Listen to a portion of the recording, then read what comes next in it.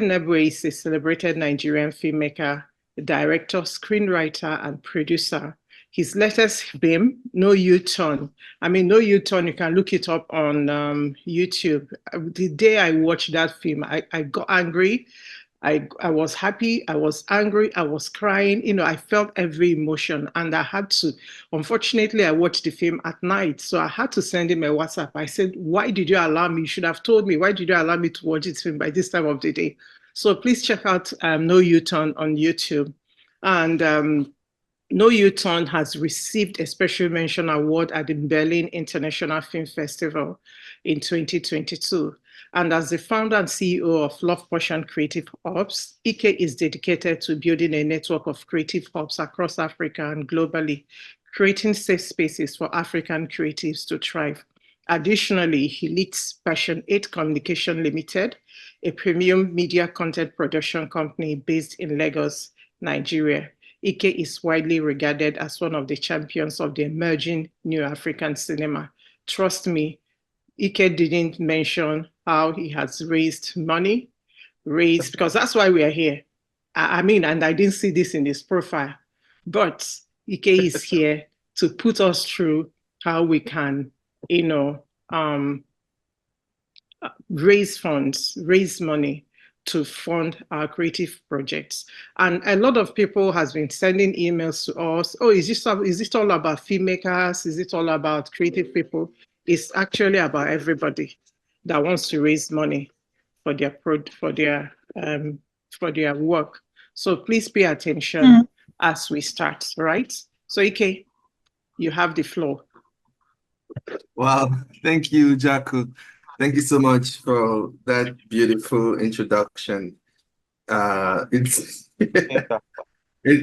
it feels great to sit back and just listen to that type of glowing introduction. Thank you so much. I really appreciate it. And I appreciate the work that you're doing with the Eastern Nigerian Network, especially with the film festival.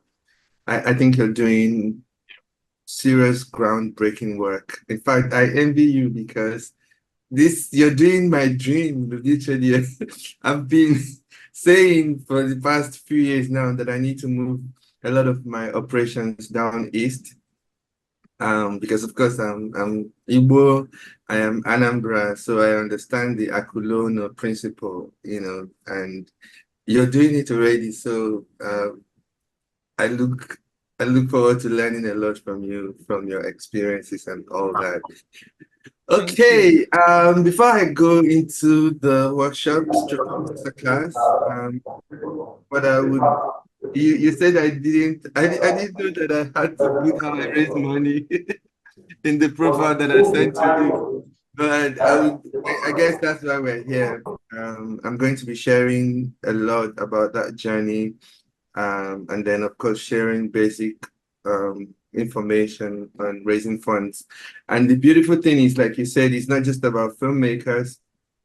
Fundraising is basically the same thing across board. So whatever we're going to be sharing here, just bear in mind that it applies to everybody. I'm very happy to be here, and I welcome everybody to this workshop.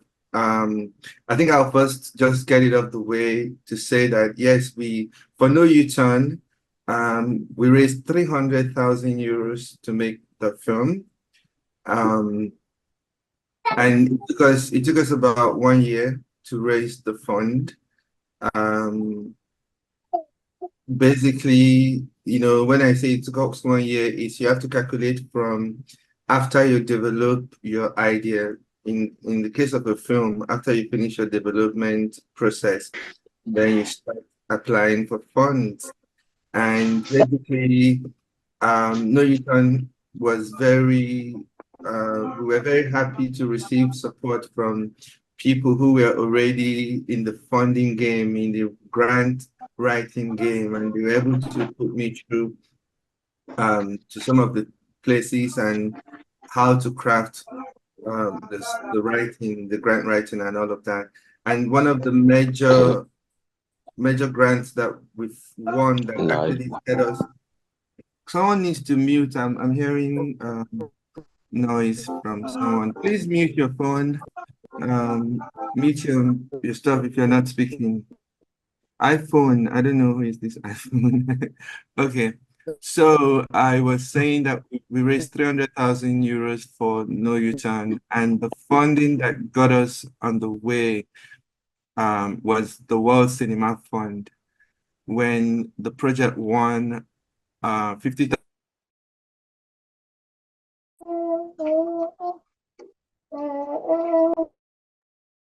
Oh, I guess the admin muted everybody and I didn't realize. Thank you very much for letting me know.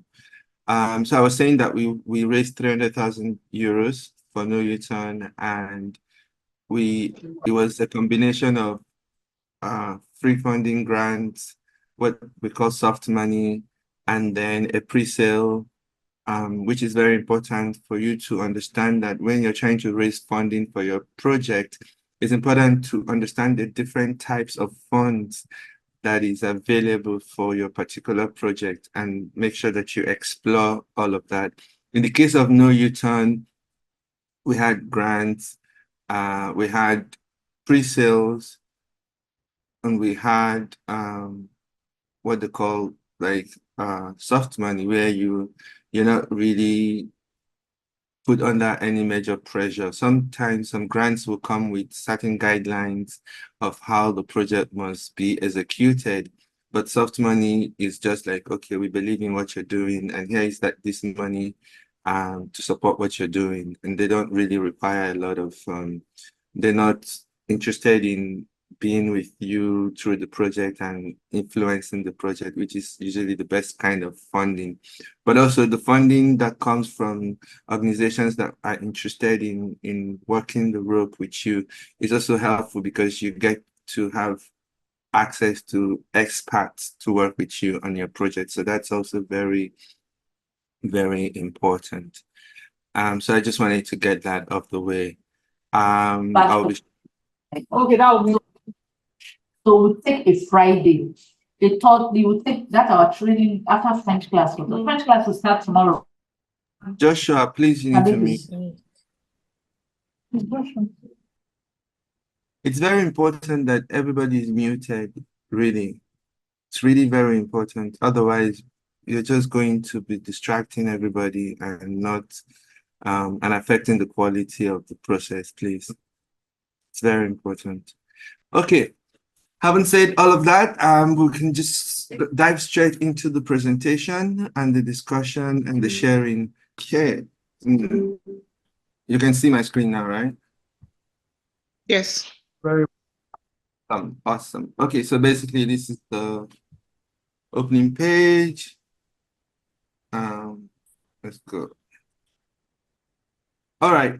So the first thing I would like to share is about grant funding mindsets. I am a strong believer that everything we do, it's basically about our mindsets. If you believe that our thoughts shape our realities, then it is important to understand that everything that you want to do or want to achieve starts from your mind, and your mind has to be set right for everything that you want to achieve, for you to even hope to make any success out of that. A lot of times people go into things or into projects or into developing ideas or organizations without really having the right kind of mindset for that particular project. And it shows in the struggling and in the eventual failure of that implementation. So it's always very important for me to address the area of mindsets, because that's really very important. So the first thing when it comes to grant funding mindsets is that you must understand that the money is there. If you don't understand and know that the money is there, how are you going to be able to really access the money? Now, I always say that if your idea is struggling to get funded, it is not for lack of funding. It is not for lack of money in the world. There is enough money in this world to fund your craziest ideas. Like, I don't know how crazy your idea can be, but I can guarantee you that no matter how crazy or how grand or how expensive you think your idea is, there is enough money. There's money available already to fund that idea. So if your idea or your project or your organization, it's not attracting that money, the problem is not the money. The problem and the challenge is the fact that your idea, your organization is still not ready to receive funding. So you must continue to tweak it, continue to refine it until the money shows, because the money is there. So that's number one thing we need to get off the way. The money is always there. Trust me, there's a lot of money in this world. You don't even want to begin to imagine the amount of money that is available in this world to support whatsoever kind of project that you want to do. Number two is to believe that the money is available. So of course, you understand that the money is there. Of course, there's a difference between money being there and money being available to your project. So understand the money is there, understand the money is available. There's money somewhere right now looking for your idea. You must believe me when I say that. And that is the truth, because I have raised money, apart from funding for No U-Turn, I've raised money for other projects, and the truth is always the same. There is always money available. You just need to find it. There's money available. And that brings us to number three. You must learn how to access the money. You must learn how to access the money. The fact that the money is there and the fact that this money is available doesn't mean that the money is going to come to you. You have to learn how to access the money. And when you find the money and you go for the money, if you don't know how to access the money, you will be looking at the money and you will not be able to get the money because you haven't learned how to access the money. And hopefully, as we go through this workshop, you will, at the end of the day, learn how to access the money. As we go, I actually prefer more interactive session. So if you have any questions, raise your hand at any point in the conversation and stop me, and I will be happy to listen to your question, and hopefully I will be able to answer. If I'm not able to answer, Ujuaku is here to support me, and Dr. Zine is also here to support me. So I'm feeling good. So let's go. So current given trends, I just use the United States of America as just, to let you know, just to give you a glimpse of the amount of money and the kind of money that is available.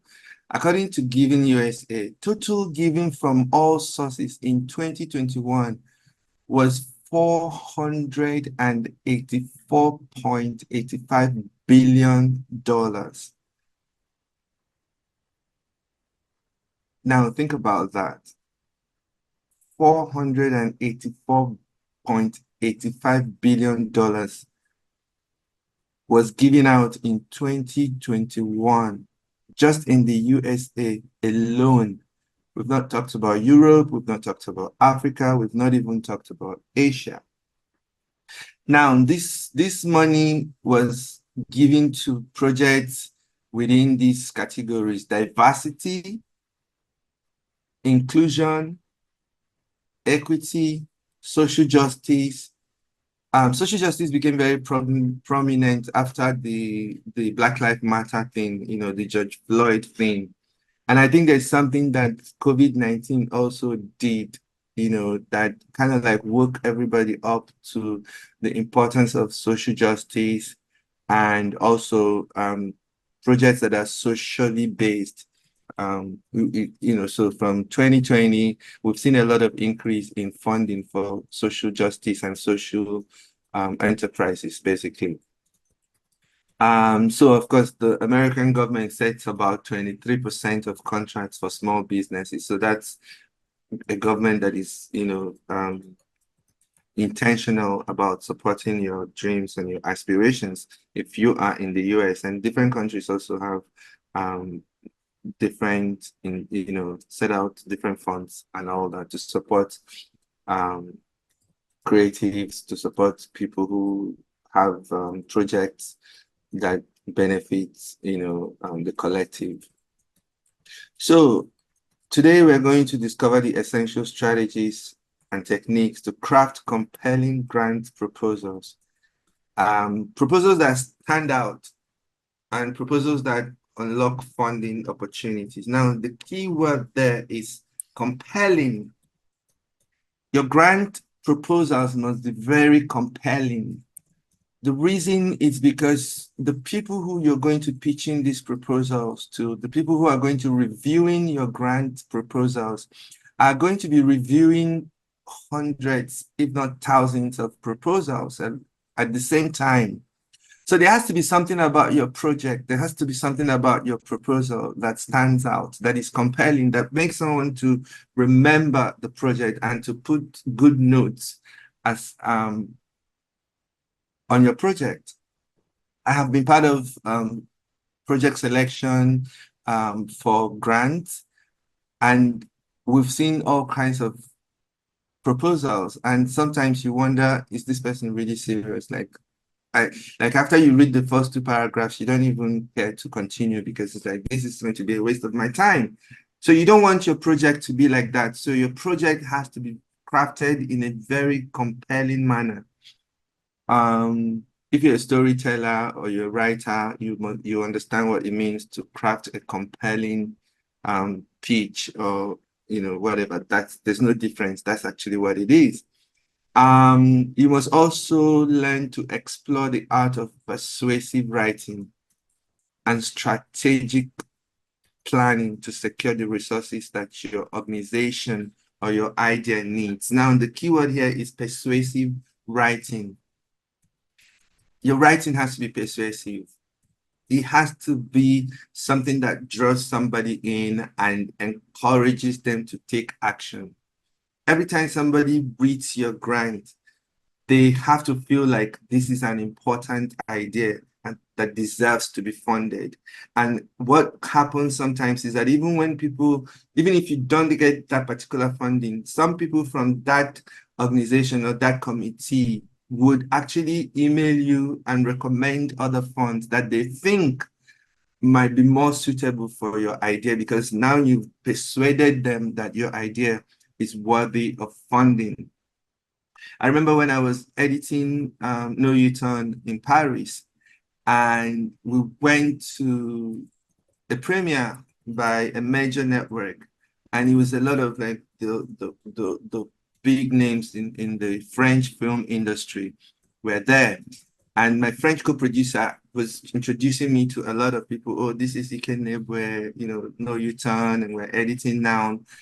And the first thing that struck me was that a lot of people already knew about the project, even though we were just in the studio editing. We haven't even, released one clip of the project. But a lot of people knew the project because most people had served in different committees that we had applied for funding for. And one lady was like, oh, No U-Turn, I really enjoyed reading the grant, reading your proposal. I really enjoyed reading it. And when I read your proposal, I said to myself, this film has got to be made. And you know what that means? That means one vote from her, and we definitely got that funding. And so you must have a compelling project that stands out, that is very persuasive, and that makes people want to take action and to support your project. In essence, you want a project that once people read it, they will sort of have a sense of attachment. They have an emotional attachment to the project, and people only actually take action when they are emotionally interested in your project. So we would look at the purpose of grant writing. We're going to look at the definition, of course, just, in case there's someone here who needs the definition, but I think that we all know why we're here. But basically, grant writing is the process of crafting proposals to secure funding from various sources, such as government agencies, foundations, and corporations for specific projects or initiatives. Remember that I had talked about the fact that your project is likely, most projects are likely legible, or what's it called now? Suited for different sources of funding, basically. That's what I was trying to say. So you must open your mind to different sources of funding. Don't just say, oh, it's a film project, so it's just going to be only for film funding that I'll be looking at. There could be other organizations that will be interested in what the film is about, and they would, be happy to fund you, even though they don't primarily fund film projects. But for instance, in the case of No U-Turn, doing something around migration, then it opens you up to other agencies and organizations that are focused on pushing the narrative around and the conversations around migration, and they may be able to have something to support your project. And it's also very important that you should understand that you are not most likely to get all your funding from one source. You are most likely to get your funding from different sources. So you must develop your finance plan. And your finance plan is actually what shows the different areas that you're expecting to get funding with, and how much you're expecting to get those funds, how much of those funds that you're expecting to get. Because when you apply to certain funds, it would be great if you actually include your financial plan, so they know if you already have some funding in place, where else are you expending funding from, and how you intend to manage all of that funding. So it's always important. In fact, some calls would actually insist that you send in your financial plan. So just write it down on your notes. It's important for you to have a financial plan. Then the importance of grant writing lies in its ability to provide critical resources that enable organizations to pursue innovative programs, to expand their services, and to achieve their missions. It's very self-explanatory. Effective grant writing not only helps secure necessary funding, but also build relationships with funders. So like the small story I told about, my experience with a lot of these top filmmakers in France. So even beyond just accessing some of the funds, I have now, I have beautiful relationship with these funders, and I have had people email me to say, oh, there's this funding that is opening, and we think, it'll be good for your project. Or there's this funding that we have. Do you know anybody in your network who, have any projects that is like XYZ that would be able to, that would benefit from the funding? Please recommend, and all of that. So it's also a great way of building your network in the industry of your in the area where you're focusing. And then, of course, it establishes your organization's credibility and capacity to deliver impactful results. So, of course, when you get this funding and you are able to execute this project, it helps to, give you more credibility, and it will be a lot, easier for you to access new funds for your new projects. Now, what does it take to craft a winning narrative? You must learn how to effectively communicate your organization's mission. And now I could be saying your idea, I could say, learn how to effectively communicate your idea. But I chose organization because by the time you get to grant writing, it is very, very important that you have a registered organization. A lot of the funding that will come to you will not come to you in your individual name. It is most likely that most funds would like to deal with you as a corporate entity. So either is a non-profit organization, or it's an actual business, or it's a social enterprise, whatever it is better before you even start to write any grant, to actually do your housekeeping very well, set up your company properly the way that you believe will position that idea. Because a company is just a way to organize your idea so that you can be able to execute it successfully. So a company is basically an idea that is organized, while an idea that there's no company, is just something in your head that you think is great. So, but it's important for you to organize it into an organization. And when you're organizing your idea, again, it's important to understand how to organize it. Do you want this idea to be a for-profit business, or do you want this idea to be a non-profit business, non-profit organization, or do you want it to be a sort of a combination between non-profit and for-profit? And this is where I play. I love to play.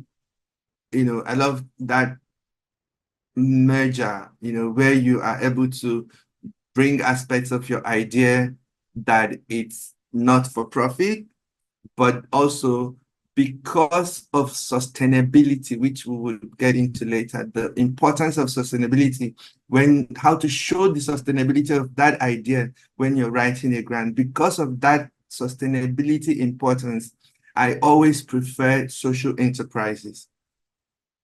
I craft my companies or my ideas as a social enterprise.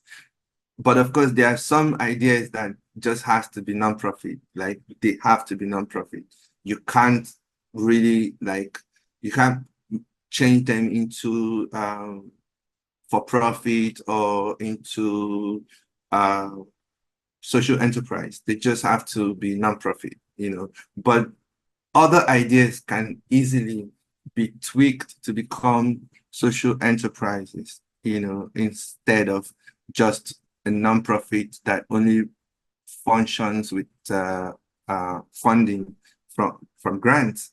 You want to be able to grow that organization in a way that, yes, after the initial grants that you get, the organization should be able to organically sustain itself. And funders love to see that, because that way they know that, okay, it's not like you're going to be coming back every year to look for money. They want to give you the money so you can go on your jolly good way and then start, doing the impact that you've said that you would do, and then generating organically funding to be able to sustain that business. So they can also, focus on other ideas, and so the funds can go around. So that's very, very important. Then, of course, your goals and your impact through captivating narrative. You must communicate your goals, your impact. At the end of the day, every funding, it's actually hinged on one thing: impact.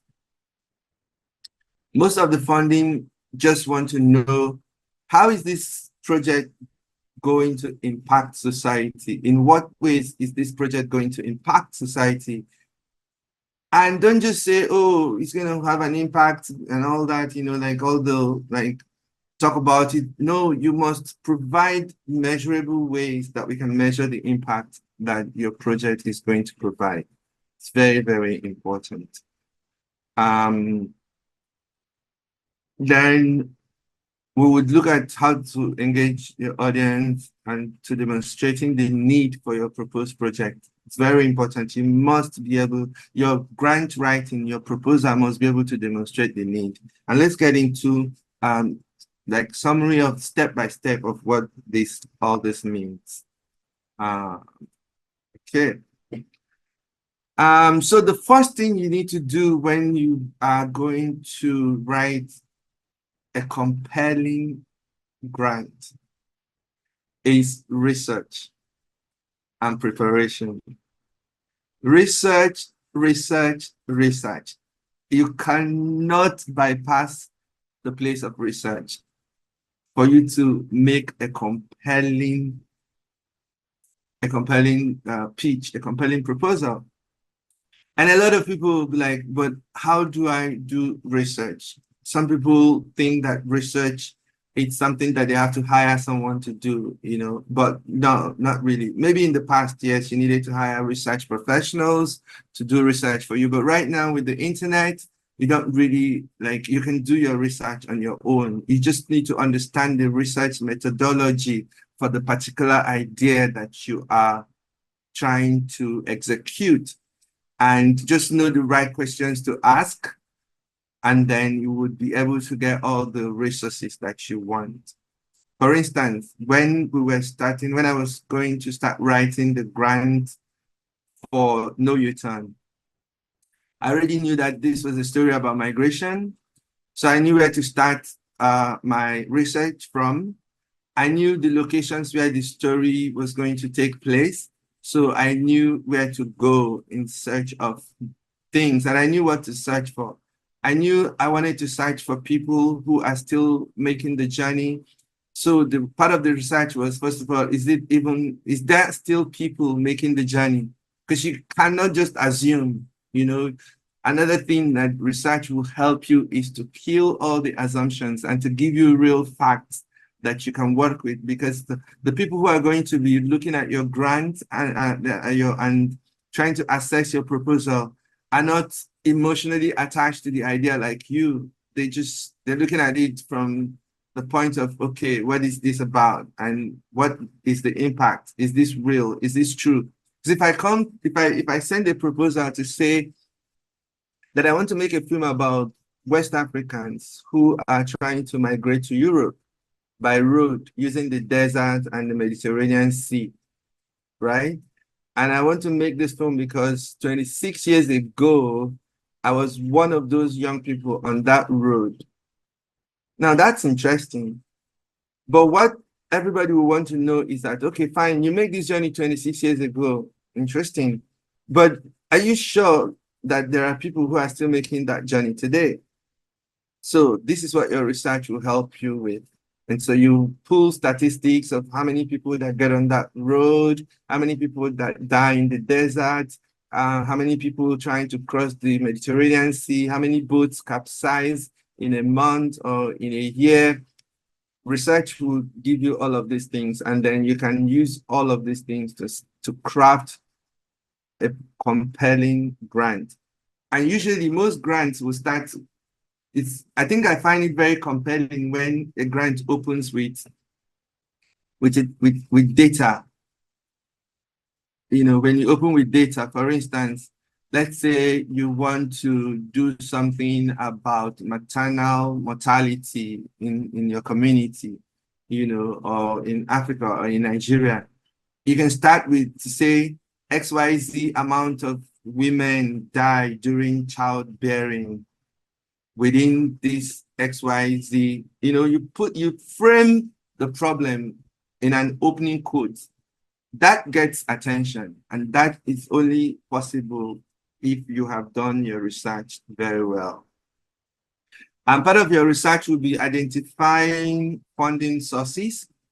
So you have to, after you've researched and gotten your content right, the next thing you need to do is to start to researching potential funders. And it's as simple as going on YouTube, on Google, and saying, show me top 20 funders for projects around maternal health, for instance, or for projects around migration, or for projects around education for minors who are orphans or anything like that. Just make sure it can be as broad as possible, but it can also be as narrow as possible. I usually take the both routes. So I first do like a broad search. I get all the information, and then I start to drill in on the specifics, and then I narrow down the research. I narrow the funders because it can be a lot applying for these grants. So you don't want to be wasting your time with grants that are not aligned with the core of what you're doing. And that's basically bringing me to the next point where you match your funders' priorities with your project goals, right? It's always important that as you're researching and finding these potential funders, that you are understanding the psychology of the funds. Every fund has a psychology behind it. There's something that every fund is trying to achieve. So pay attention to the fund description. Usually that first page tells you everything that you need to know in terms of how this funding aligns with your idea, your organization, or your project. That is the very key thing to sort out in the early stages so that you can save yourself again from wasting energy and applying to funds that do not align with your project goals. So there are examples like grants.gov that you can search a lot of, they have a lot of funds listed there. And then there's other foundation directory online. And then I think towards the end of the presentation, I will share a few grants funding platforms, but it's not important for me to even share anything because you would find them. They're always there and they're specific to your ideas. The ones I'm going to share are just going to be maybe general, but you will need to find the ones that are very specific to your ideas. And then you must understand the grant guidelines. Again, the guidelines are very, very important. If you align your project to the funders' priorities, right? But you don't follow the guidelines, you're still not going to get the money. So the guidelines are actually very, very important because this is money we're talking about. And these people that are granting this money have to account for it. You know, a lot of times this money comes from taxpayers' money. So people are very serious about them to follow the guidelines. So you must thoroughly read and interpret the request of proposals. Every grant that you're likely going to write for, always put out a request for proposals. So it is in that request for proposals that you would understand, you know, the psychology of the fund and also understand the guidelines. So of course, the key sections in the RFPs will be eligibility. You must confirm that you are eligible or at least understand the eligibility clause before you can move forward. If you're not eligible, then you're just wasting your time because you're going to be disqualified or your grant will be disqualified based on that. Deadlines, it's very, very important that once you decide to apply for a particular fund, look at the deadlines for that fund. What I normally do is I send it to my assistant, and so she puts it in the calendar and she reminds me almost every day that, okay, we have so and so days left for this application and all of that. I would also put it in my own calendar. Sometimes I put it also in my calendar to give me daily reminders. You know, not everybody works with assistants, you know, depending on where you are in your ideas or your organization, and maybe you don't even need an assistant, but you have your phone. Your phone is now, I mean, literally a very effective assistant if you know the right apps to work with. So understand the deadlines and be sure that you're constantly looking at the deadlines, because what can happen is that you may want to apply for a specific fund. You've done all your research, you've aligned with your project goals with the funder's priorities, and you got everything, all your ducks in a row, and then you realize that the deadline has passed. It's painful.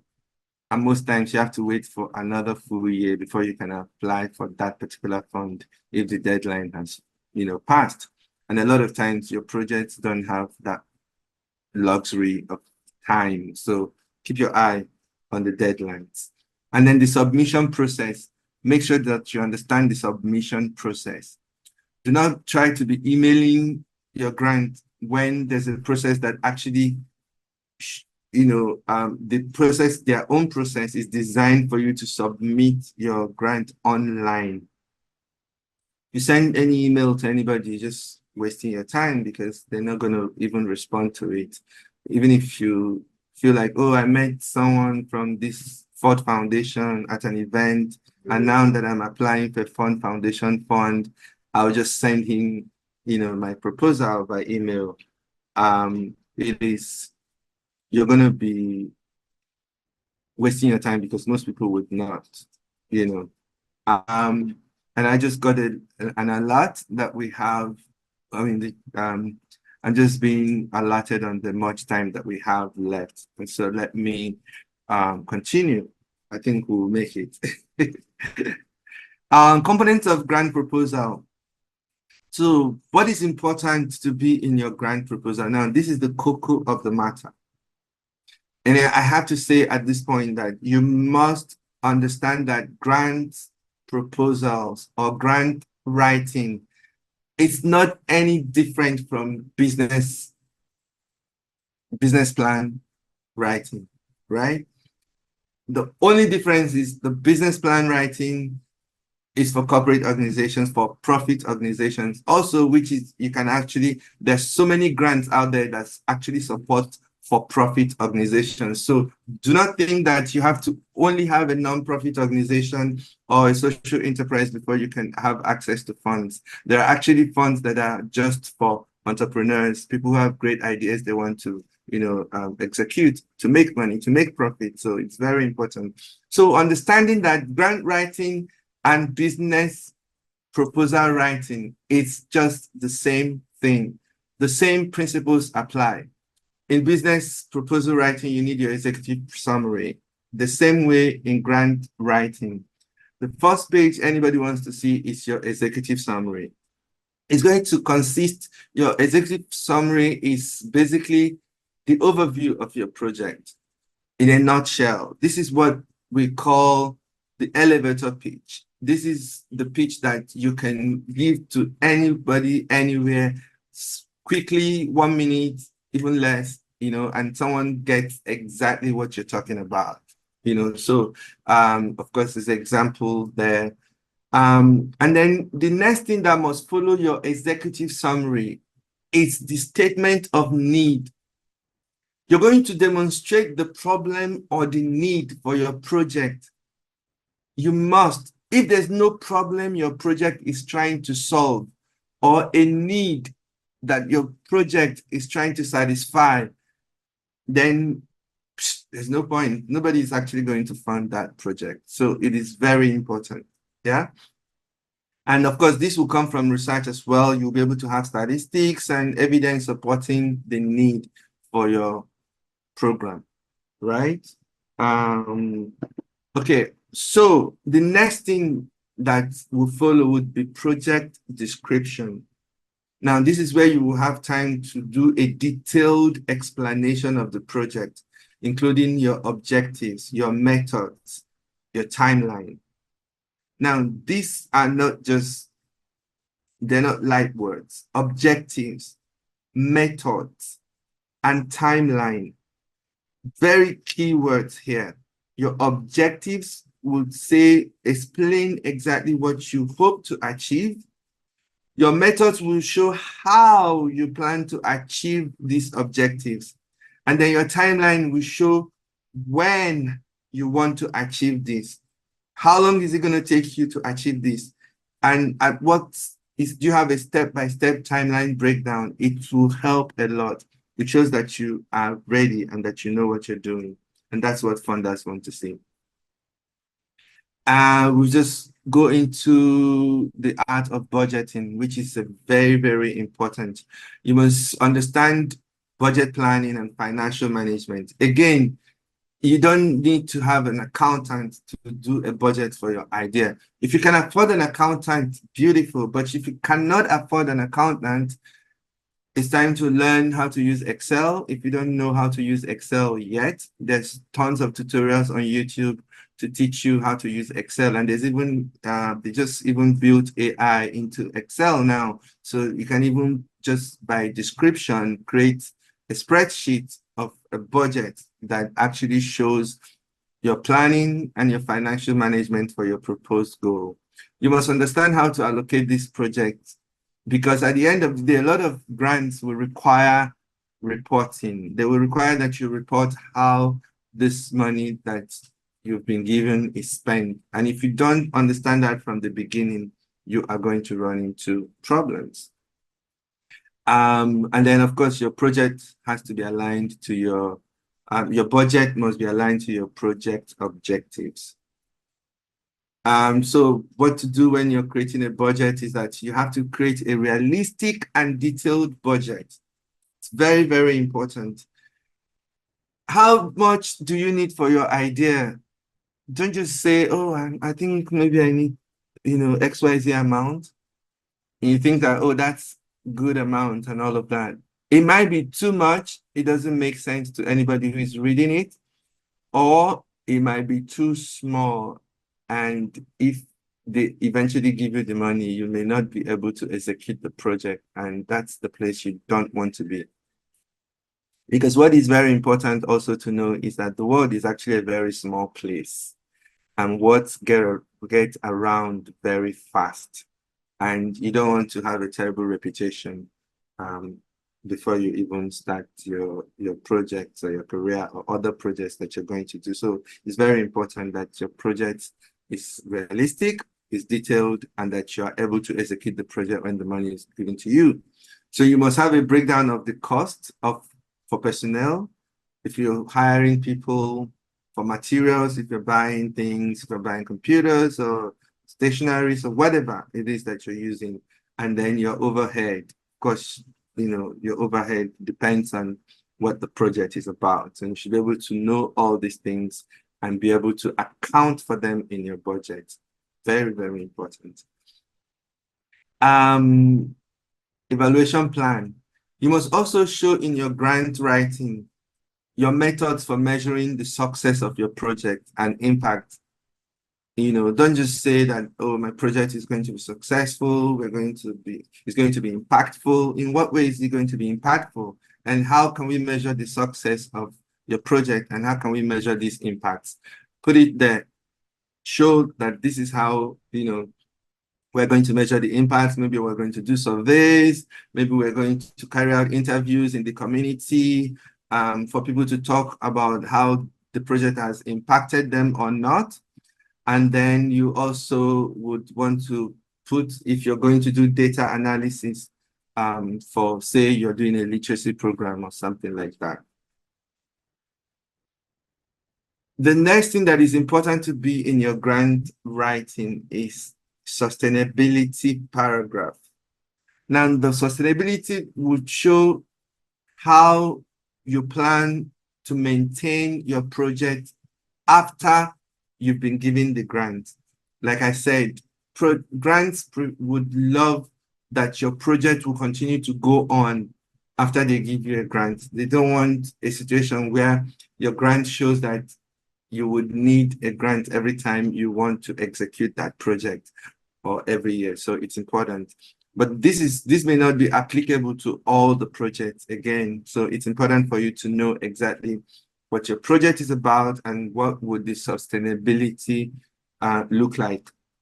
Again, this is all a creative process, understanding and then opening your mind and looking at all the possibilities that is available for your project or your idea. So when I look at common pitfalls, and then basic tips, right? When you're writing, it's very important for you to be clear and concise. No use of ambiguous words that, sound big and really don't mean anything. Be clear and be concise about what you're trying to communicate, because the person who you're trying to communicate with, again, is not emotionally attached to the project as you are, and they don't have time. They need to understand exactly what you're saying in clear and concise terms immediately. Tailor your proposal to the funder's interest. There will be times when you find access, or you find an open call or a project call for a funding, and there might be a few things in the way that the fund wants to function and in the fund's objective that is not 100% aligned with your idea.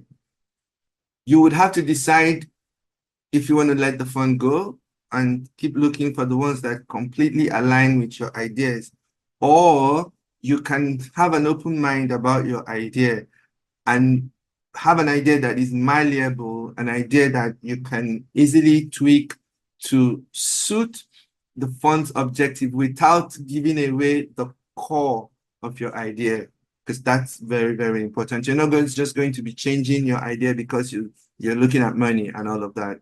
That's being desperate.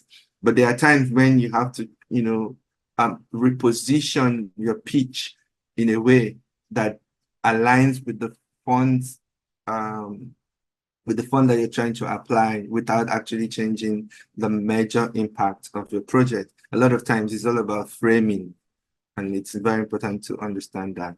And then you must learn to use active voice and strong verbs. Again, depending on what area you're working on. Every sector has specific buzzwords and buzz phrases. You must learn them and use them, right? For instance, what comes to my mind, if I'm thinking about buzzwords and buzz phrases in filmmaking, you often hear things like changing the narrative, or, compelling, or moving, or, those buzzwords are very important. Take your time, study the buzzwords in your own specific industry or area that you're trying to work on, and start to use them, because trust me, when you learn how to use colorful words and buzzwords in your grant writing, you're going to be attracting a lot of attention. And one of the ways that you can learn these things is, of course, read as much as possible on the sector that you're working in. Subscribe to as much email list as possible. Attend seminars online, offline. Just listen to authorities in your industry or that area that you're trying to work with. Listen to them speak. You will learn a lot about the way to communicate to the people in that industry. There's a way to communicate to people in every industry. If you're in the corporate world, there's a way to cooperate, to communicate. If you're in corporate world and you're communicating with them as an artist, you're missing it, because you're not going to be able to get their attention. And if you're in the art world and you're trying to communicate the way that people communicate in the corporate world, you're just going to miss people, and they're not going to be interested in most of the things that you want to say. So these things are very industry and sector specific. So learn them, it will help. Common pitfalls that it's possible is people ignore guidelines, and sometimes you're reading a grant and you're wondering, like, what is this person? Did this person actually read the guidelines? It's not time for you to start pushing your ideas to people, no matter how fantastic you think they are. They have to follow the guidelines. And then don't overlook the deadlines. I already talked about it. And then, very, very, very important, do not fail to proofread your grant. When you finish your grant writing, make sure that you proofread it.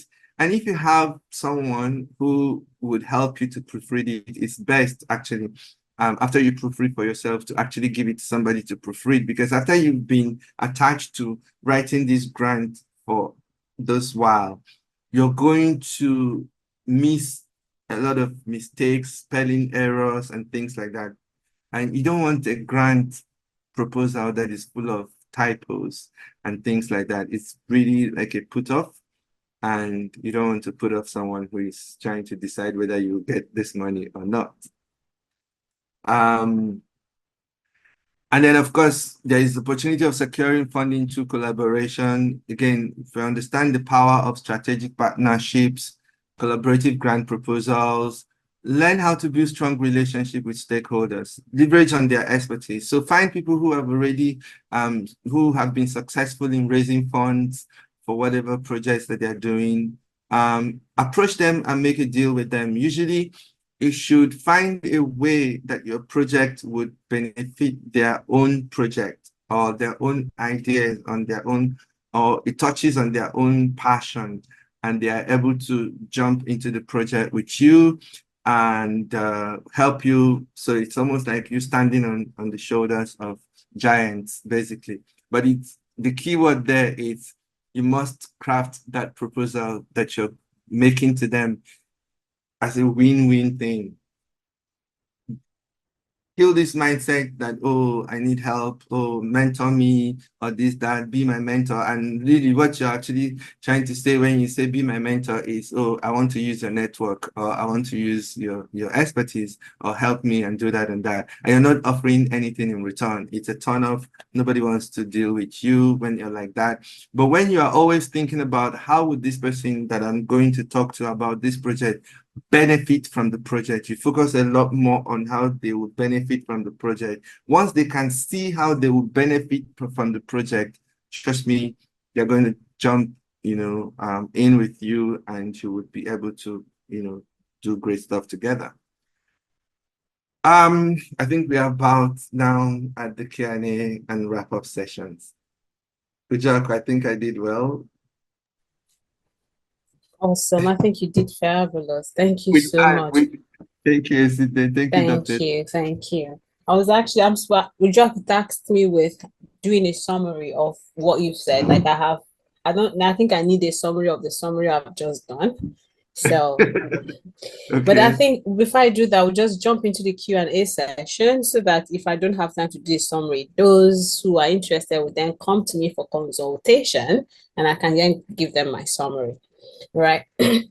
But I do have a question that's been here since a long time ago. It's from Godwin, I think.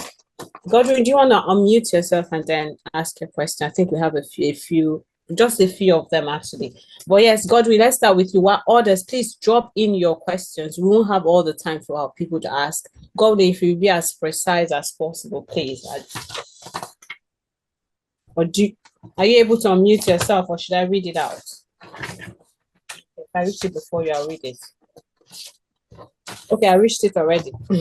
He says, how many films, essentially, this is a summary of his question. How many films must you or should you as a filmmaker have as a portfolio before you can access funds? So essentially, he's asking for you as director of No U-Turn, how many films did you make before you were able to access fund for No U-Turn? And yes, do they have to make tons of films, maybe one or two before that? So the beautiful thing about accessing funds as a filmmaker is that there's actually no one rule to that when it comes to your portfolio.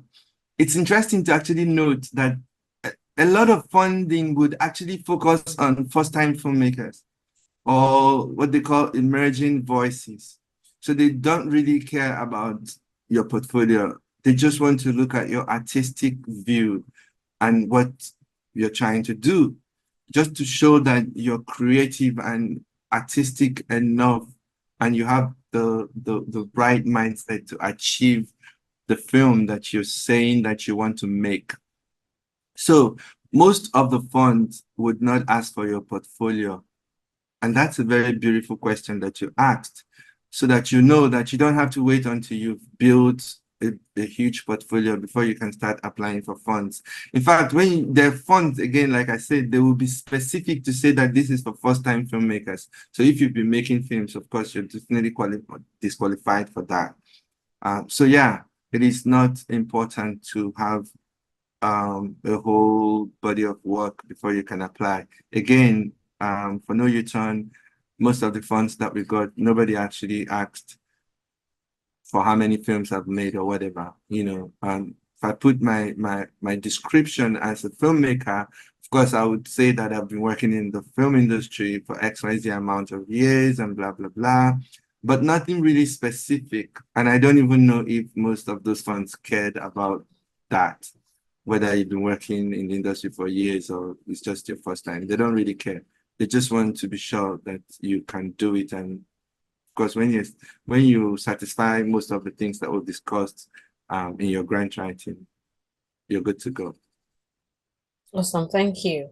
We tried to answer some questions and we pointed some people to listen to you because they were asking questions that actually they could have easily answered from your presentation. So I'm going to be skipping a few. If I do skip your question now, if I've skipped any question you've asked in the past, but I'm coming to 1 o'clock now downwards because the rest of the ones we tried to answer them all. But I'll go to the question from Somina Ajayi, who said, please, could you provide an example for stating a measuring impact? I guess this is from the question, your point about measuring impact. Your proposal has to provide an evidence of how you intend to measure the impact of your, I don't know if this is something you're able to attempt, but it says example of stating a measuring impact.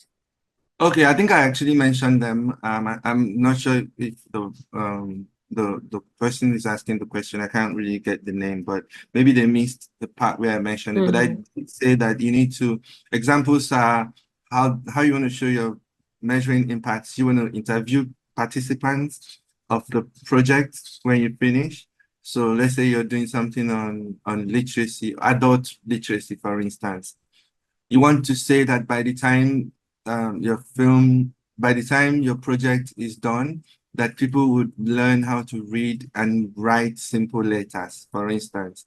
And how do you want to show that? Are you going to make these people write letters at the end of this program? And then we can see that, oh, truly, or maybe you make them write before they start and then make them write after the program so we can see the difference. That's one example. Another example is you can just interview people and people will tell you, what they feel and how the project has impacted them. Another example I gave was data. You can use data to, show the proof of your impact. Again, different ways of gathering data depends on the project, the specifics of your project. I don't know if I answered that correctly, except there's something else that the person asking the question is looking for. I'm happy to look into it. But yeah, basically that's it. Thank you. Somina, again, is it suitable to use data or statistics from Google or Somina, I will be assuming that you came in late because a number of persons came in late. I'm sure this has been answered. Ike, if I'm wrong, just point me right. Is it suitable to use data or statistics from Google or other sources to write a grant? This stems from research. But yeah, if you have anything to say to this person, please. Yeah, I mean, Google is such a huge resource, I don't know, sometimes people, I don't know, shy to say that they're using Google. I am not. Even AI, people like, oh, AI, blah, blah. No, it's just, these are tools. Understand how to use them for your good. And you don't necessarily, have to say, oh, I am using Google to, give you all of these statistics. Of course, the truth is people know you're using Google. Like, what else are you going to be using to actually find, like in-depth research in this day and time? Except you're in the academics. If you're in the academics and then you have a lot, even it's still Google for academics and stuff. And then of course there are other resources that you might be that might be available to you at that level. But at the very normal level, when you're trying to execute a project, you probably don't know those other online research tools. So Google is great, and even ChatGPT can actually help you with a lot of research details. So there's nothing wrong with that. Just be sure that the details, the data that you're providing is accurate and correct, which means you're not just going to see one source on Google and copy everything and say that's what's going on. You need to cross-reference with other sources and then make your own informed analysis of the data. Then you can present data that is specific for your own project. So you don't also be presenting data that is useless for your project, really. Yeah. Okay.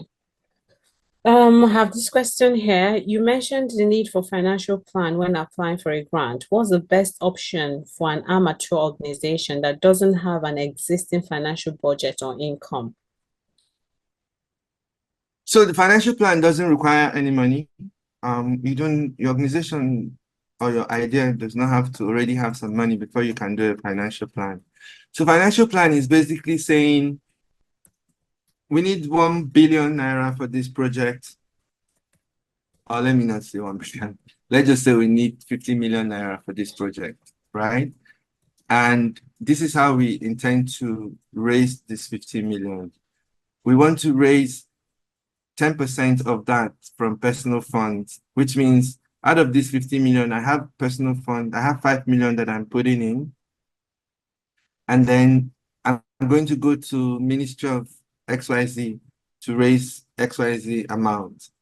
And then I'm going to IOM to raise XYZ amount. And you're not just quoting these things because you're just quoting them. You're saying it because you know that IOM has a fund for what you're trying to do, and they are able to, if you win it, going to be XYZ amount. So you can put it there.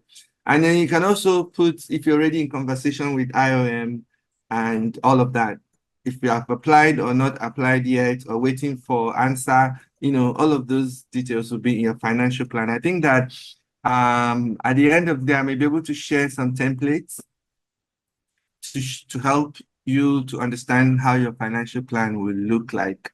And so it's not something that you need to already have money on the ground before you can do a financial plan. But even if you already have money, it will also reflect in your financial plan. And you can also do a simple search on Google to say financial plan templates, right? I'm sure you see a lot of templates that show you how a financial plan should look, and then you can tweak it to suit your own project. There's a question that's asking you to suggest funding for possible places to look for money or funding opportunities for NGOs, but I think Google will be the best place for them to start, right? Yes. Okay, Yes. good. So I'll jump to the next Let me question. add something here. Let me add something here, Dr. Zinne. I also think that people should learn, especially young people, need to learn how to invest their time in research, because sometimes people just sit down and wait for people to point them, oh, go and, give them every information. handout. But you must invest your time in research. So the time you use in, chatting on WhatsApp or Instagram, I always tell young people that I mentor, you must invest your time in research. Whatever organization, whatever sector you play in, you must have time for that sector. You must know what goes on in that sector. You must identify people in that sector that you can follow and learn from them. You don't even need to run around them, be my mentor. They can mentor you from afar. So invest time in research. It's really very important. Thank you. Dr. Zinne, please. All right, I have a question from Benedict Ode. It says, please, when you spoke about a sustainability plan, does this apply to only proposals on social enterprise projects on maintaining sustainability after the grant has been exhausted? I'm not sure I understand this question correctly, but did you get it? Please, when you spoke about the sustainability plan, does this apply to only proposals on social enterprise projects on maintaining sustainability? I would say no, but after the grant has been exhausted. But yeah, please. Okay, I think I get it now. I think what the person is asking for is, so if my project, because of course we can easily see that it's easier to have a sustainability plan when your project is a social enterprise, right? And of course, for simple definition of social enterprise is business for profit, but the profit is for impact, right? Like, it's business that can make profit, but the general idea of that business is to create impact. So the focus is not on the profit, the focus is on the impact, but the profit is needed because of sustaining the idea of the organization. So it's easy to do that with, social enterprises. But with projects that are not social enterprises, you can easily create sustainability plans as well. I'll give you an example of one of the projects that we're working on. So we are building creative centers, community creative centers across, Nigeria, Africa. And our plan is to use the indigenes of these communities to build these centers and to use the goodwill of these community people to sustain the project. And then we've created certain programs inside the center that actually generate money. But as a nonprofit organization, it doesn't mean that you cannot generate money. It just means that you're not generating money for profit. So whatever money you're generating is going back into that the project. You can't do shares, for instance, at the end of the year and say, oh, we've made XYZ profit, and then all the investors take their profit shares and all of that. So whatever money you generate is going to go back to funding that organization. So yes, it's not only for social enterprises. Non-profit can actually make money, but there's also a way to do that. And all of this you will find when you actually research your specific project. I'm sure that we've answered that, but if not, please let me know if you need more clarification. Okay, we have a question from Selegot. He says, thank you. And in terms of having the right organizational setup, what kind of company or ownership structure works for a social enterprise? I don't know if this is for you to answer, but if you can help, that's okay. What kind of company or ownership structure works for a social enterprise? So the beautiful thing is the structures that work for regular enterprises are the structures that work for social enterprise. The difference with social enterprise is just the psychology of the organization.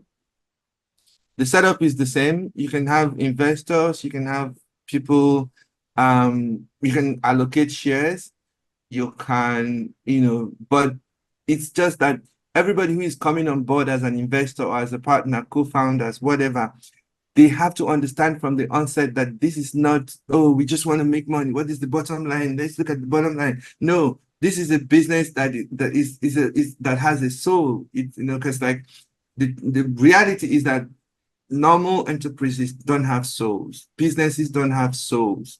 Businesses just want to make money, and that is what they are set up for. And there's nothing absolutely wrong for that. But if you're doing a social enterprise, then you're doing a business that has a soul. It's a business that feels, business that wants to impact. That's just the difference. Again, the structure is the same. It's just the psychology that is different. Okay, I have this question that is actually, this lesson is coming for you, okay, sorry. But they have, it says, but they haven't registered for a company. Can I still apply for grants? Yes, but you stand a chance better when you are a corporate body. That's what Ike has said. But this other question says, I applied for this story. Is that Story Me and French Embassy documentary grant? And it says you were part of the jury, but they were not selected. Can I share my documentary idea with you personally? An email address from the admin to me personally will work. So this person has to pay me. Well, yeah, this is the question. If Shoot Your Shot was a person. I'm sorry. No, it's okay, Uju. It's okay, but I mean, I like that, to be honest. I was trying to say that if Shoot Your Shot was a person, then that's him or her right there. Of course, I can't answer for not being selected for Story Me, because of course I work with a committee, and even if I worked alone, I'm not going to be explaining to you why your project was not selected. It's not part of the structure of that fund. Some fund might have a structure where they actually write you back and say, thank you for submitting, blah, blah, blah, but your project is not selected. And usually they still will not give you details. They'll just give you all that vague thing. Oh, we received 1 million, blah, blah, applications, and we've only got to select a few. This does not mean that your project, we appreciate the time and effort and we wish you best. on your future endeavors, like that, those kind of things. So nobody's really going to sit down and be giving you details of why they did not select your project, But I mean, every failure that you get, it's a lesson that moves you forward. For No U-Turn, I honestly, I think that I don't think we got up to 10% of the funds that I applied for. There are times where every day I just open my email, we are sorry, blah, blah, blah. Thank you for submitting, we are sorry. Thank you for submitting, you're sorry. All I need is just 2 or 3 of congratulations. That's all you need. So don't worry about if you're not selected. It doesn't mean your project, it's not good enough. It might mean that your project is not articulated well enough. So work on the articulation and continuously improve your project. And yes, you can send me your proposal or your pitch personally. And to be honest, there were actually some projects that I saw in that Story Me process, like selection process, that I actually said to myself, like, okay, this may not qualify for this, but I think I'll reach out to this person, to work with them on a separate project based on the project that they are pitching. So sometimes, like I said in the presentation, you don't get the funding doesn't mean that it was a waste of time. Sometimes just submitting puts your project in the eyes of people that would be interested to help you. So yes, please, Dr. Ezinne, you can share my email with this person and they can send me a message. All right, please send me a direct message because I think I've skipped you over. Well, I'm trying to rush now because there are a few more questions. There's Uyoyo's question is, does your career background have an impact on your grant application success? Do funders look out for this generally, or does it vary from one funder to another?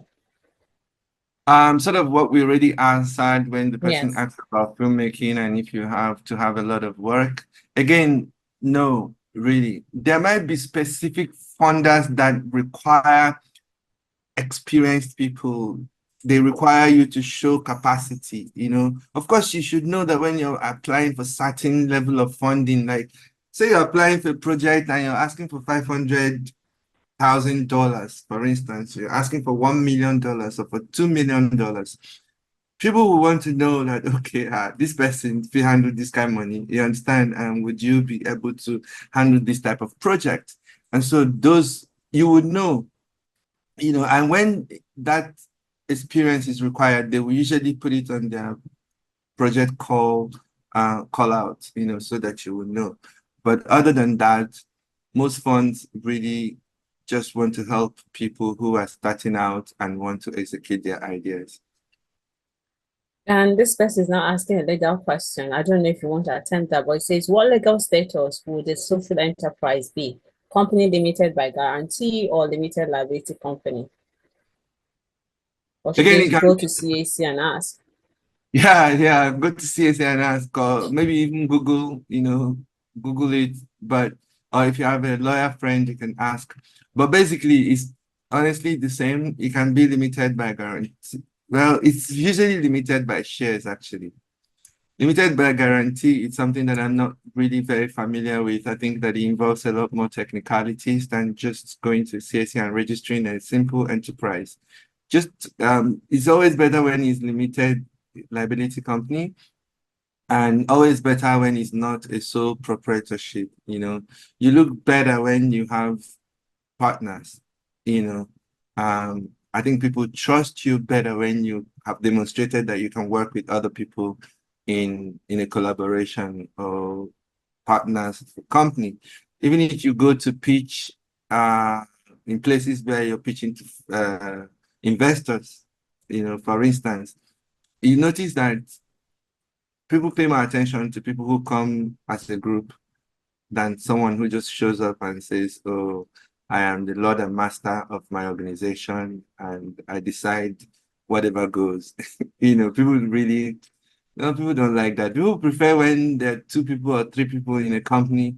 They know that even if one person decides to be crazy, there's someone else that will be like, nah, we can't do this like this, and all that. So it makes sense. And I think it's very important at this point to encourage people to actually look at the psychology of partnerships and collaborations. Actually, the fastest way to achieve anything or to actually get your ideas selling is through partnerships and working with other people. I don't know. There's a popular billionaire who said that he would rather own 10% of a collective's effort, than to own 100% of his own effort alone.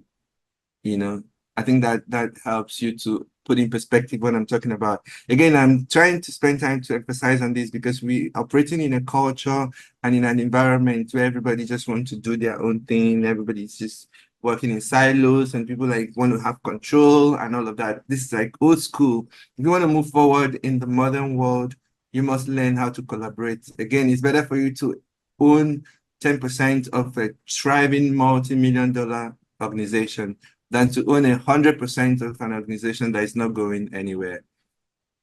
Yeah. Thank you so much. I do have this very important question from Abu Hamida. It says, since many funders do not give reasons why a project proposal was not selected, how can I tell what went wrong in my proposal when many funders will not give concrete feedback on my application? Well, you will just continue to work on your project. If you have opportunity, follow the people that have been funded. They usually publish people that have been funded, and they usually, you can follow their journey. So maybe you can learn a thing or two from the projects that they funded. And you're like, oh, okay, I see that they fund projects that are tilted towards this more than that or this other.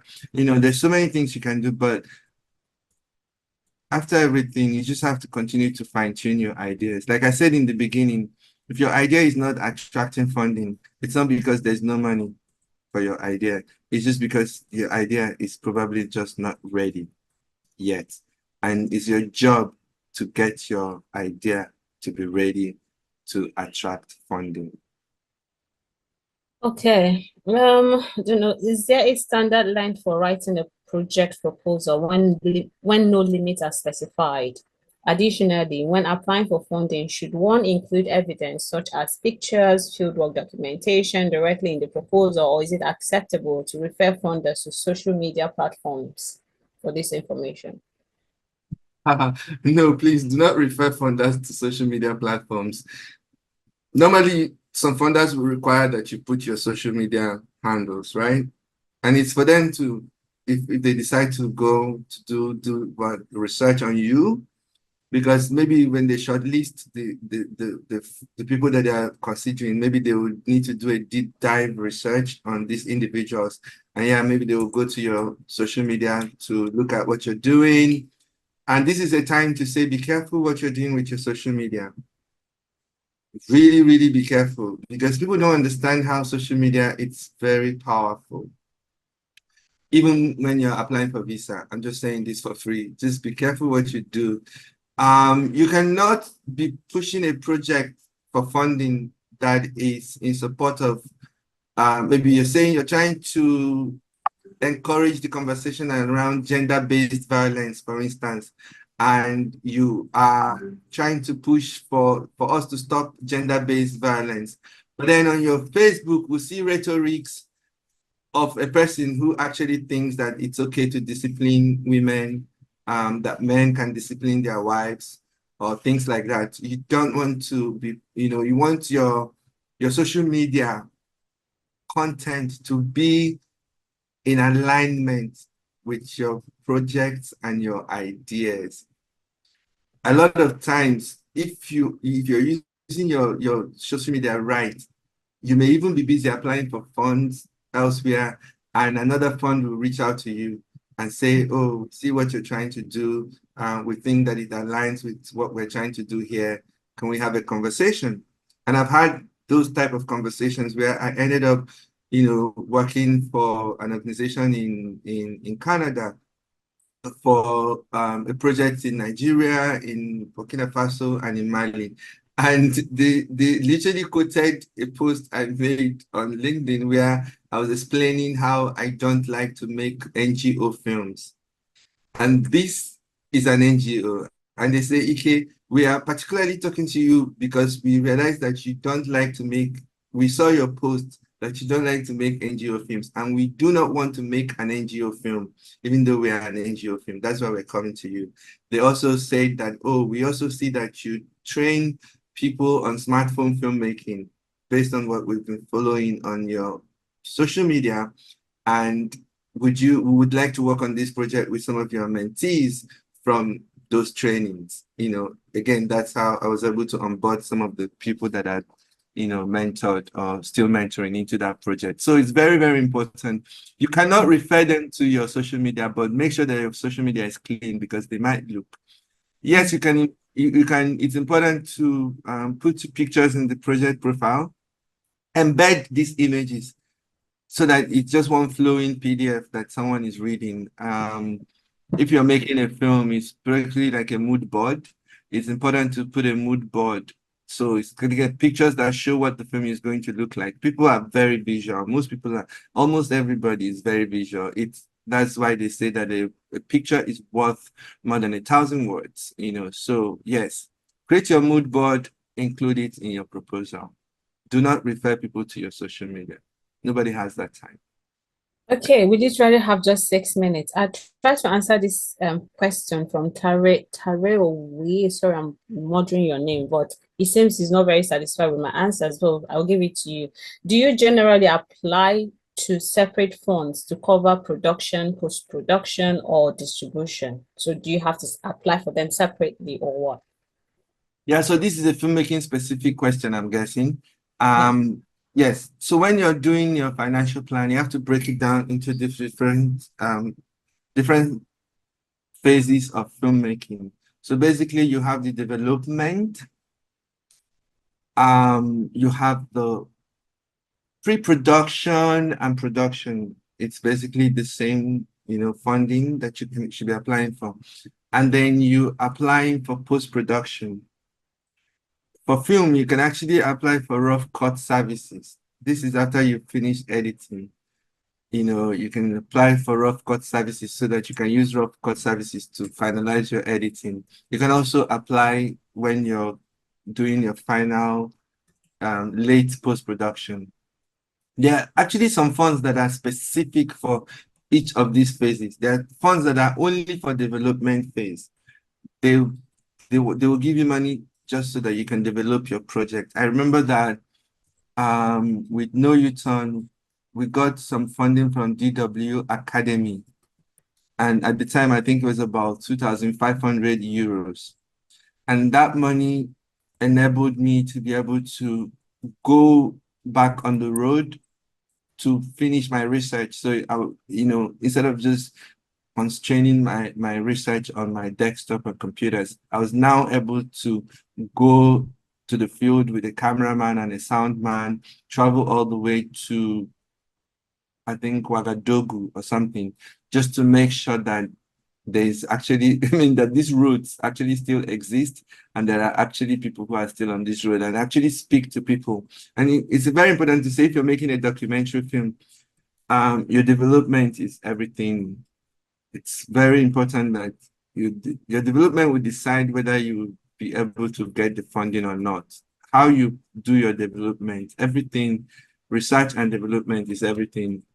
And if it's a documentary film, part of what you must include in your research and development phase is, at the end of that phase, we must see that you have character or characters attached to the project, and to show that you must have interviewed the characters, or character, if it's a single film, it's a single character film.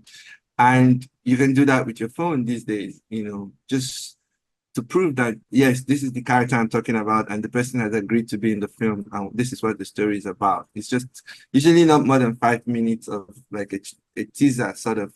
It's beautiful to put in your proposal, you know.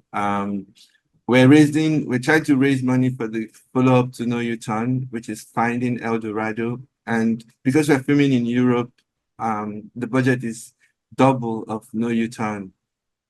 And the process has been quite interesting. The first time it was accepted to pitch at the Sheffield Duck Meat Market, right, in the UK. And when I was at that meeting, I was at early development for that project. And it didn't matter that No U-Turn, is already as successful as it is. There are still basic things that people want to see, And one of the basic things that people wanted to see that I did not have at that stage were characters. I knew the film I wanted to make. People thought it was a great film to make, but where are the characters? I am still searching for the characters. Awesome, Ike. Get back to us when you have the characters and we can pick up this conversation. So you see how important it is. So now I have been able to raise money for the development. I've spent over a month in Europe, just traveling different cities and different countries, making research and finding characters. So now I have characters, and I just got back from another market in France, and the conversations were totally different. The conversations are like, oh, okay, awesome, Ike, we would like to make this film with you. Because of course, as you're making a film, you're not only looking for funding. One of the key things to also find would be co-producers. And you cannot even access a lot of funds without having the right co-producers in the right places, And for you to be able to convince co-producers to come on board with you, of course, you must have done your homework, So now I'm happy that we're at a space where I'm like, oh, so I have these 5 production companies in France that want to jump on this project.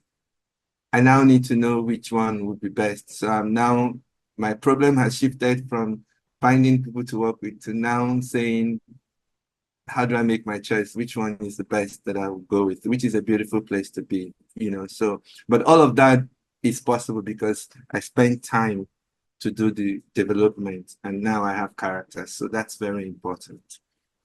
Thank you so very much. There have been so many thank yous pouring in and gratitudes and a few more questions, but sadly we can't take any more because Ujuaku wants to throw the floor open to have like a few feedback.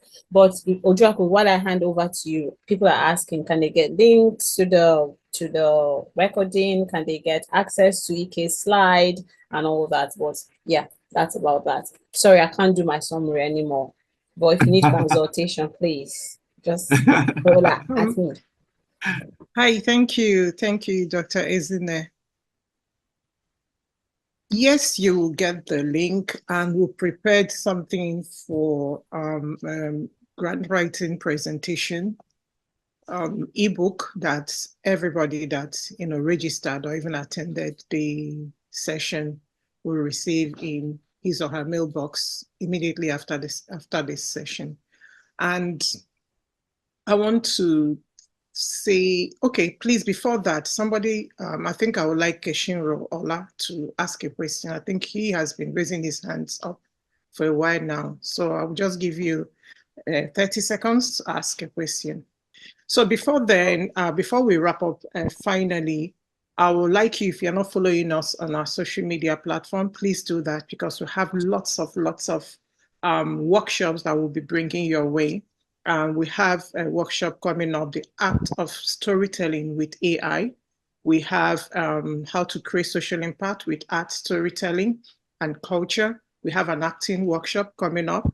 And we have how to make movies or make films or create content with your smartphone. So if you're not following us on social media yet, please go ahead and do so. And another thing I would like to say is, when you get a facilitator like Ike, you don't sleep on them. So I'm happy that a lot of you are interested, you want to follow up on what he has said. So because of that, we will be sharing the link to this workshop. And for the Ike slide, I don't know if we want to share it with you guys, but if he says yes, why not?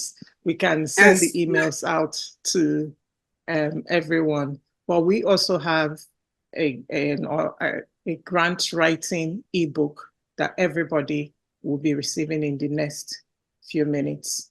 We have a meeting to jump into because we are talking about grant writing. So we also have a grant to go and prove somewhere by 1 p.m. So that's why Go for the money. So we need to wrap up in the next 5 minutes and go for the money. So, but before we do that, I would like maybe 1 or 2 or 3 people to give us a feedback, because it's important that we know that, we want to know how you feel about this workshop, what you learned, so that we can actually take this to our funders, because it's good to give feedback, and this is what brings the sustainability Ike is talking about. And I think that would be a good thing to do, because you are attending this workshop and it's free, and we are getting a facilitator like Ike. Ike is so busy. Like, I've been following up on WhatsApp with him, and he's not even in Nigeria at the moment. So for him to bring out 2 hours of his time to be here, I think is something that we need to appreciate. So if you can please give us a feedback, just unmute yourself and speak. And that would be really, I think that would be the thank you we'll be getting from this, right? Hello. Thank you. Good day. Hello. Good afternoon. We can hear you, So- please speak. Okay. Thank you, Ju. Thank you, Dr. Izine. And thank you, Mr. Ike. This has been very insightful, very, very insightful. I think the biggest takeaway for me is the mindset shift. It's, just brought to the fore something I have always known, but sometimes you always think it's just about spiritual or life matter. Sometimes you don't link it to where it has to do with other things like grant writing and all that. So, but when you made mention of that, it just, reinstated in my mind that yes, this is true.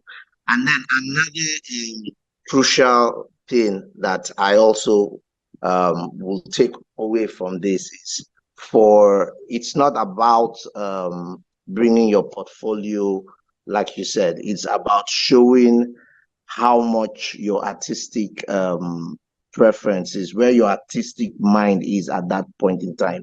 And like you said, there are a lot of grants for emerging filmmakers and all that. So thank you so much. And please, Uju, while you go to secure the fund, remember those of us that are here as well. Thank you so much for arranging this. We appreciate. I appreciate. Thank you so much for that wonderful feedback. Maybe one more feedback, please. 30 seconds. Hi, Okay. hello. Good afternoon, everyone. I'm Tessie. I just want to say thank you very much to the organizers and to the speaker, Mrs. Ike. I just love your calm nature, and then you're very, very detailed. Thank you very much, and God bless you. I took away a number of things that I just wrote down. The first one is I have to learn the active buzzword in my own idea, my own area, and then work on them. Then I have to research specifically for funders, because there is actually money. And there's money to fund my ideas, but I have to look for a way and understand how to get it. And then the last one is that my ideas are fundable. It's just for me to put myself in a strategic position to access the funds. To say thank you very much to the organizers. Thank you very much for your bringing this at this moment, because this is what I really need. I like the presentation is well delivered and detailed and straight to the point. Thank you very much.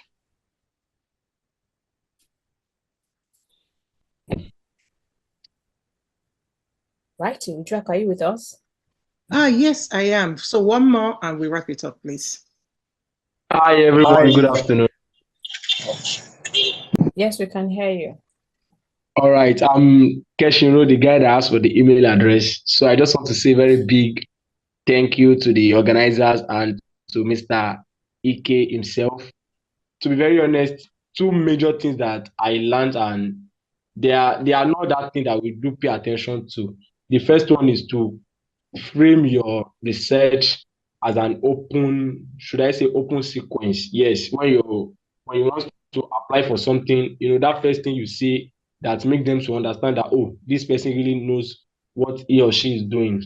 Then the guideline and the budgeting. Yes.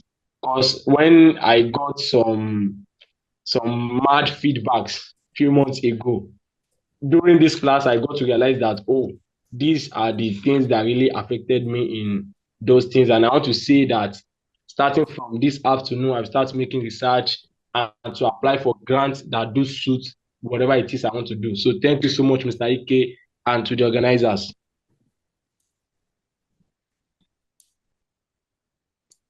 Thank you so much.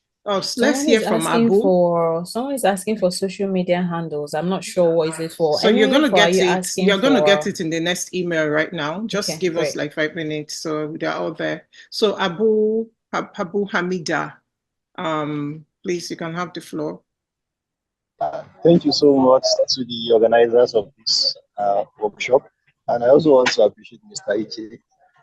You know, I think I'll just have to say this. Honestly, you know, when I signed up for this workshop, I was not really expecting to really get a very clear presentation about grant writing. And I mean, I think the whole thing was just so easy to understand.